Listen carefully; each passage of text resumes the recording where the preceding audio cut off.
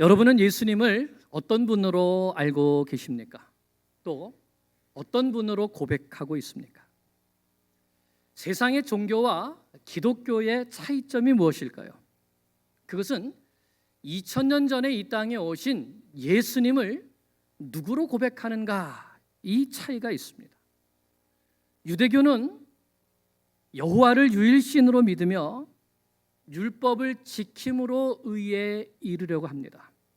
그러면서 아직 메시아를 기다리고 있죠. 이 말은 예수님을 메시아로 인정하지 않는다는 것입니다. 이슬람교는 예수님을 인정합니다. 하지만 마호멧과 같은 한 선지자로 보고 있죠. 하지만 우리 기독교는 예수님을 십자가에 못 박혀 죽으심으로 우리의 죄를 대속하시고 3일 만에 부활하심으로 영생을 주시는 유일한 구세주요 살아계신 하나님의 아들로 믿고 고백합니다. 베드로의 고백과 같이 주는 그리스도시요 살아계신 하나님의 아들로 고백하고 있죠. 이 고백이 바로 우리의 고백입니다. 요즘 우리가 성경이 읽어지는 신약 성경방을 하고 있습니다.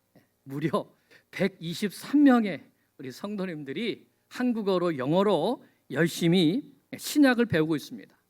예수님이 누구이신가를 읽어나가고 있는데 성경의 주제가 바로 그것이죠.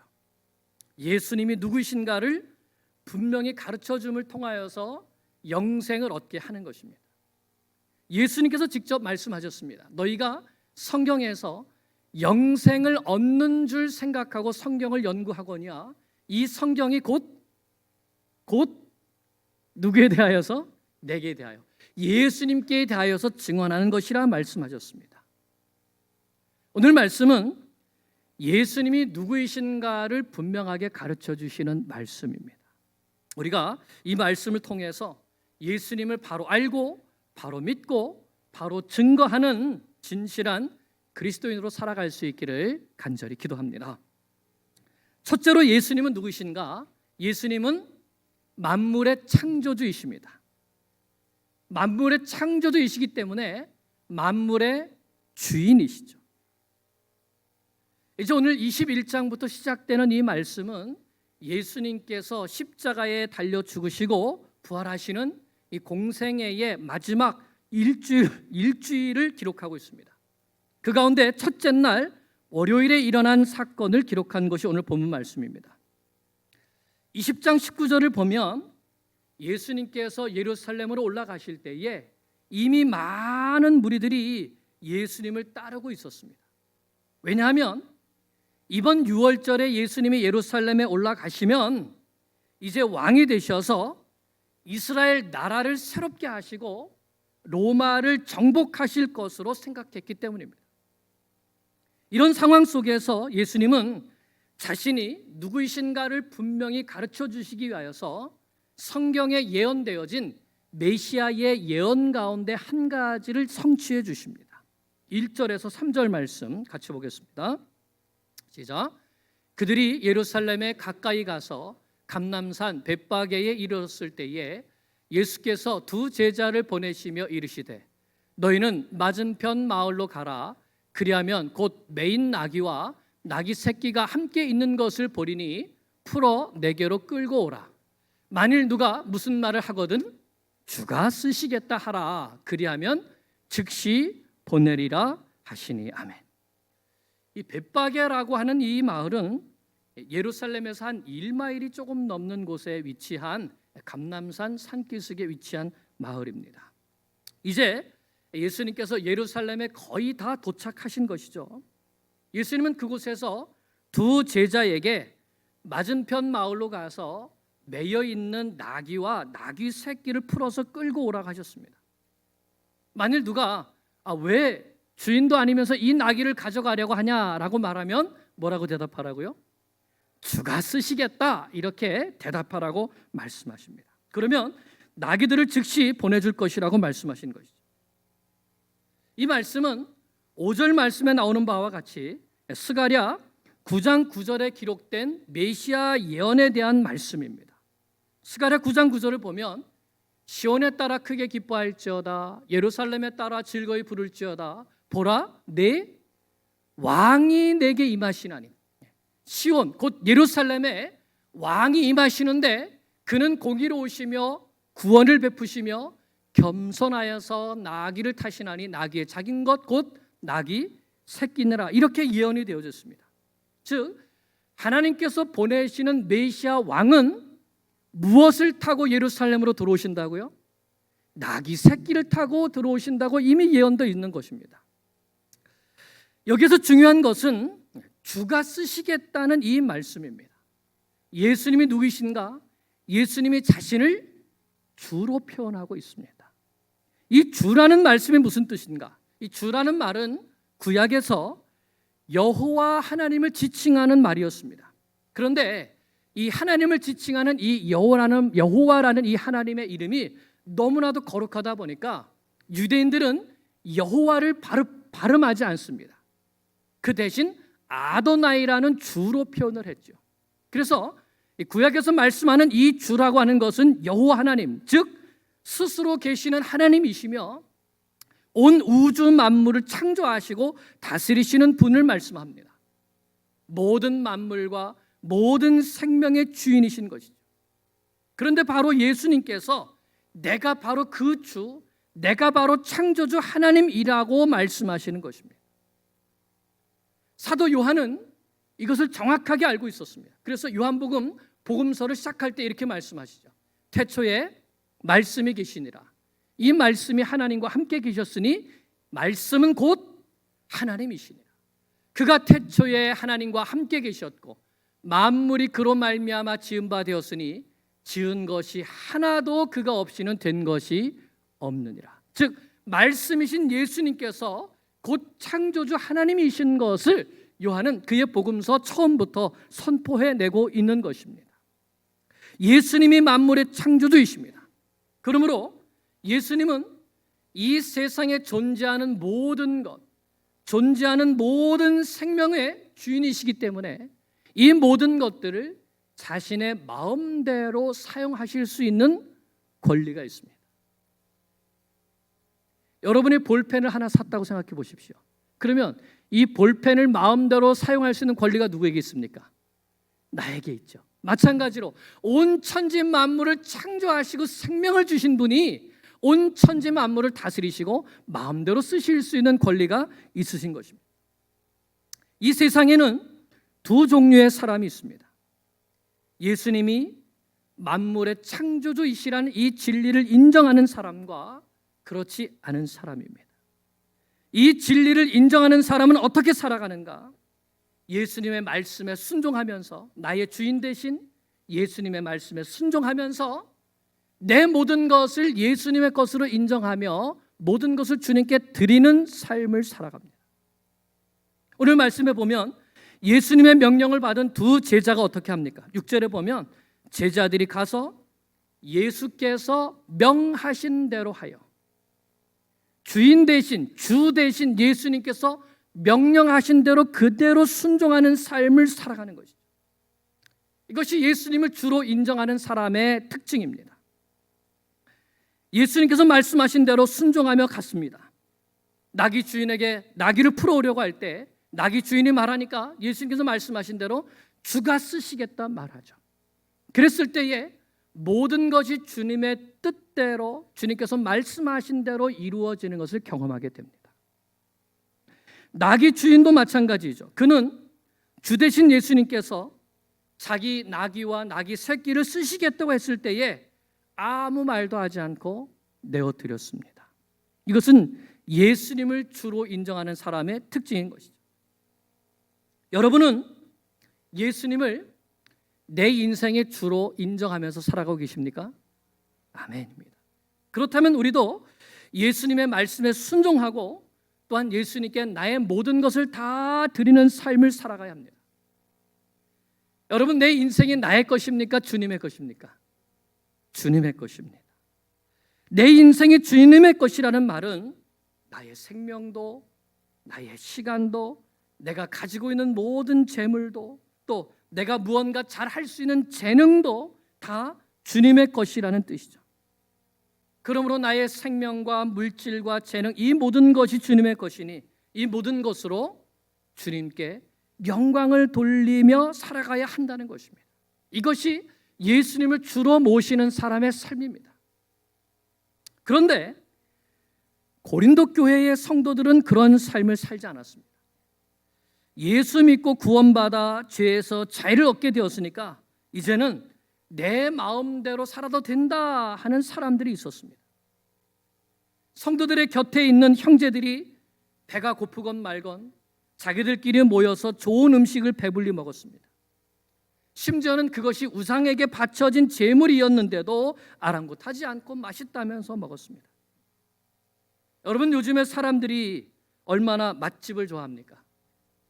한국에 갔더니 많은 사람들이 자기 입을 즐겁게 해주고 또 배를 만족시켜줄 맛집을 찾아다니더라고요. 그 맛집이 산속에 있든지 또는 바다 끝에 있든지 소문만 나면 찾아가서 줄을 서서 먹습니다. 여러분, 오마카세라고 들어보셨습니까? 요리사가 직접 그 현장에서 요리해줘서 먹는 맛있는 요리입니다. 그 대신 가격이 엄청 비싸죠.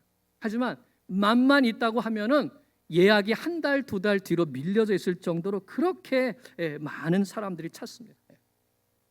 유튜브에 여러분 먹방이라고 아십니까? 먹방이 얼마나 많은지요. 아마 그들의 성경에는 예수께서 갈릴리 맛집을 찾아 배부르게 드시고 유튜브에 그 집을 소개하셨더라. 뭐 이런 말씀이 있는지 모르겠습니다.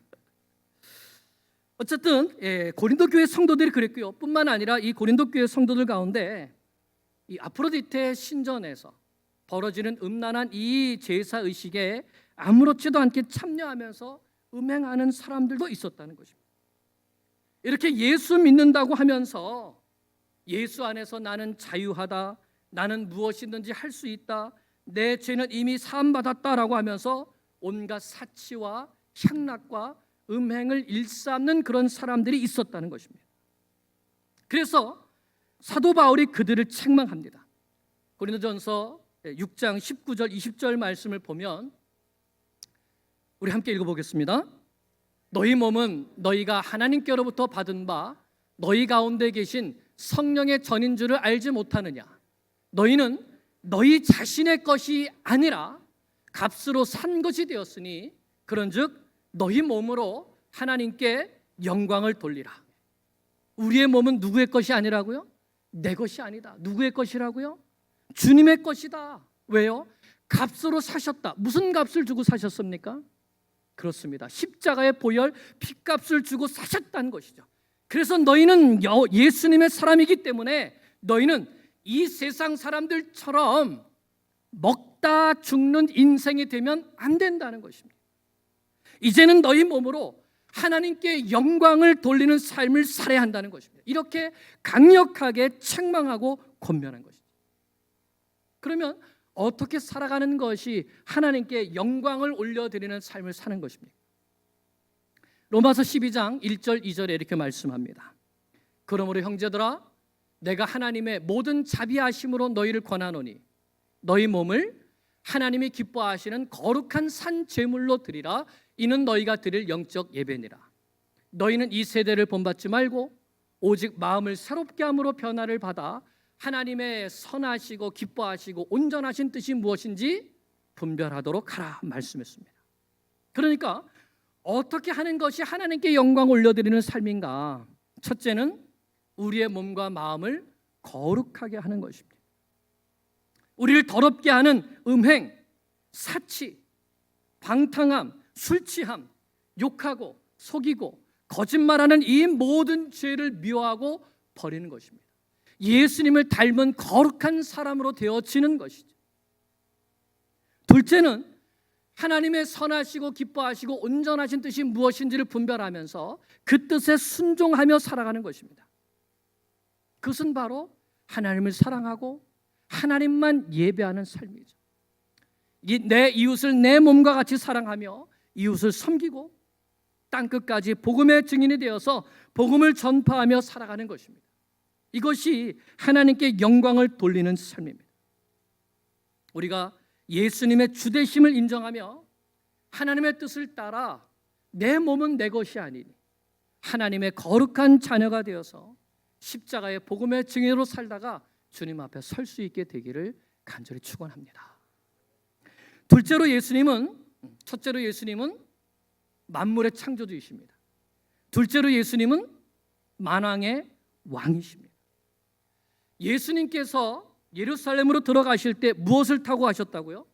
나귀 새끼를 타고 들어가셨습니다. 그런데 이것이 결코 우연으로 된 것이 아니라 이미 500년 전에 스가랴 선지자를 통해서 예언되었던 그 말씀, 예루살렘에 내 왕이 들어가시는데 나귀 새끼를 타고 가신다라는 이 예언, 5절에 있는 말씀과 같이 시온의 딸에게 이르기를 내 왕이 내게 임하나니 그는 겸손하여 나귀 곧 멍에 매는 짐승의 새끼를 탔도다 하라 하셨던 이 말씀을 이루신 것입니다.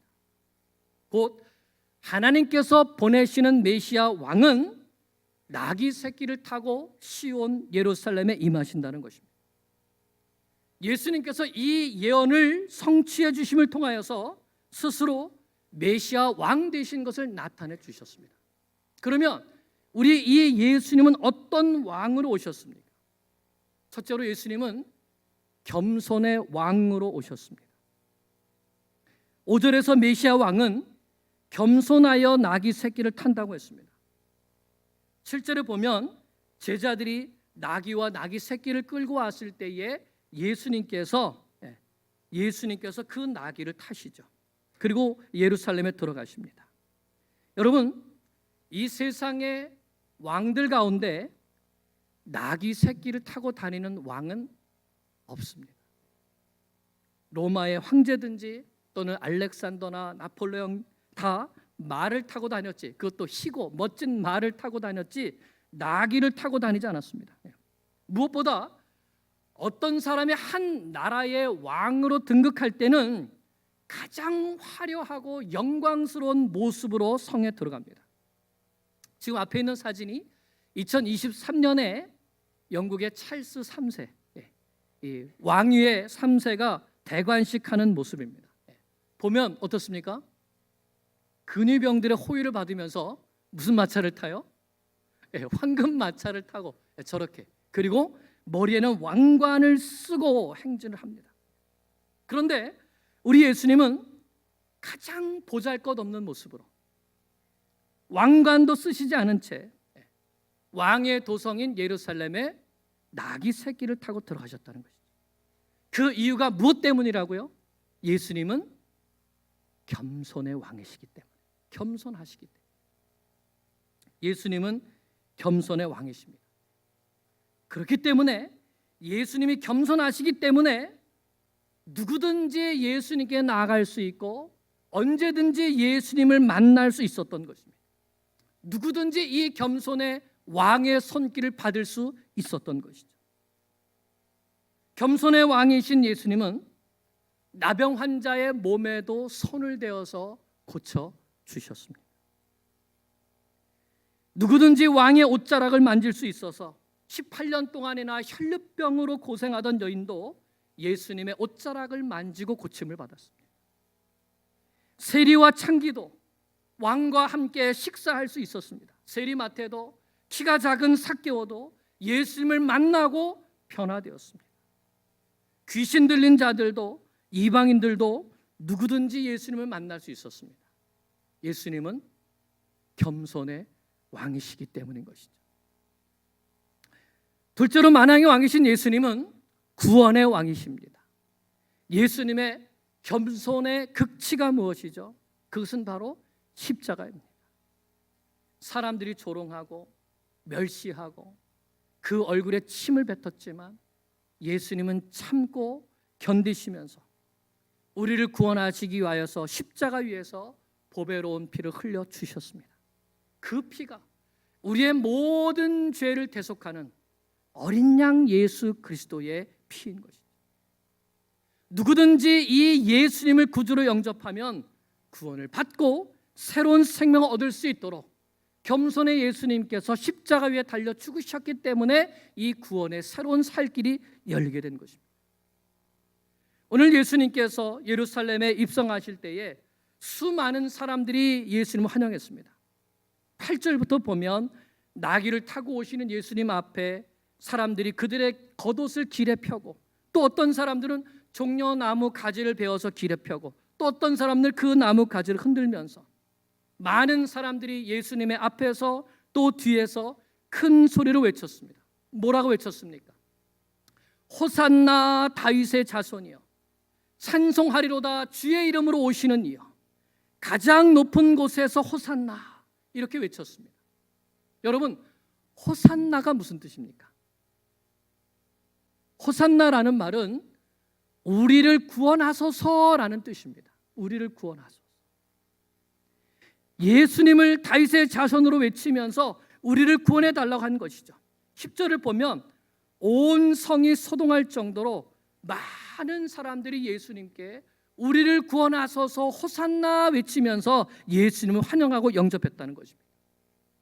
그러면 그들은 무엇으로부터의 구원을 바랬을까요? 그들은 가난으로부터의 구원을 원했습니다. 오병이어의 기적을 일으키신 예수님이 왕이 되어주시면 자신들의 이 배고픔의 문제, 먹고 사는 문제를 해결할 것으로 믿고 우리의 구원자가 되어달라고 외쳤습니다. 또한 그들은 로마의 핍박으로부터 구원을 원했습니다. 로마의 칼 아래에 억압받으며 세금을 바치며 허덕이는 삶이 아니라 오히려 칼로 로마를 정복하고 온 세상을 정복하여서 세금을 받는 부강한 이스라엘을 꿈꿨습니다. 그래서 호산나 다윗의 자손이여 라고 외친 것입니다. 다윗이 블레셋과 암몬과 모압 이 주변의 모든 나라들을 정복하고 부강한 통일 왕국 이스라엘을 세웠던 것처럼 예수님도 그런 왕이 되어주시기를 원하면서 호산나라고 외쳤던 것입니다. 여러분, 오늘날 사람들도 똑같죠. 오늘날 사람들도 똑같습니다. 미국 사람들은 미국이 부유하고 힘 있는 나라가 되어서 전 세계를 통치하기 원하면서 그런 힘 있는 대통령이 나오기를 바랍니다. 중국 사람들은 중국이 부유하고 힘 있는 나라가 되어서 전 세계를 호령하기를 원하죠. 러시아, 영국, 무슨 나라든지 다 똑같습니다. 그러나 예수님께서 꿈꾸신 나라는 그런 나라가 아니죠.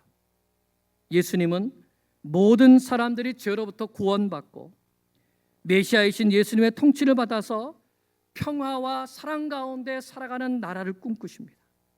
그렇기 때문에 이 예수님은 겸손의 왕으로, 구원의 왕으로 이 세상에 오신 것입니다. 겸손의 왕이신 예수님은 모든 죄인들과 병자들과 귀신 들린 자들을 섬겨주셨습니다. 구원의 왕으로 오신 예수님은 십자가로 죄인들을 구원하시고 누구든지 자기 피를 의지하여서 하나님의 은혜의 보좌 앞에 나아갈 수 있는 새롭고 산 길을 열어주셨죠. 이분이 바로 우리의 왕이신 예수 그리스도이십니다. 사랑하는 여러분, 오늘 우리들은 누구든지 언제든지 이 겸손의 왕이신 예수님을 만날 수 있습니다. 우리가 우리 인생의 모든 수고하고 무거운 짐을 가지고 예수님 앞에 나아가면 예수님은 우리를 외면하지 아니하시고 우리의 모든 짐을 대신 져 주십니다. 마태복음 11장 29절 말씀, 28절 말씀과 같이 수고하고 무거운 짐진 자들아 다 내게로 오라, 내가 너희를 쉬게 하리라. 예수님은 겸손하시기 때문에 우리의 짐을 대신 져주십니다. 우리에게 있는 질병의 문제, 고난의 문제, 가난의 문제, 정서적인 아픔, 정신적인 고통, 그 어떤 문제도 예수님이 섬겨주시면 다 해결받고 평화를 누릴 수 있습니다. 무엇보다 예수님은 구원의 왕이십니다. 사도행전 16장 31절 말씀과 같이 주 예수를 믿으라, 그리하면 너와 네 집이 구원을 얻으리라 약속하신 이 말씀과 같이 누구든지 예수님을 믿으면 예수님의 그 십자가와 부활의 능력을 통하여서 죄인이 구원받을 수 있는 유일한 구원자가 되십니다. 우리는 이 예수님을 믿습니다. 사랑하는 여러분, 이 세상에는 두 왕이 있습니다. 누구든지 예수님을 왕으로 섬기지 않으면 사탄을 왕으로 섬기고 살아갑니다. 예수님을 왕으로 섬기는 사람은 예수님께로부터 구원을 받고 또한 예수님의 사랑과 섬김을 받으면서 평화와 사랑 가운데 행복하게 살아갑니다. 하지만 사탄을 왕으로 섬기는 사람은 칼로, 돈으로, 권세로 스스로 높아지려고 하다가 결국은 영원히 불타는 지옥불에 던져지게 됩니다. 예수님만이 진정한 왕이십니다. 예수님은 창조주이시고 겸손의 왕이시며 구원의 왕이십니다. 우리 모두가 이 예수님을 나의 주, 나의 하나님으로 고백할 수 있기를 축복합니다. 그리고 그렇게 고백했다면, 예수님을 나의 주로 고백했다면 예수님의 통치를 받으며 예수님께 모든 것을 맡겨드리고 또한 예수님께 내 모든 것을 드리며 살다가 주님 앞에 설 수 있게 되기를, 먼저 그의 나라와 그의 의를 구하며 살다가 저 하늘에서 주님 주시는 영광의 상급을 받아 누리는 주의 백성들 되실 수 있기를 간절히 축원합니다. 기도드리겠습니다.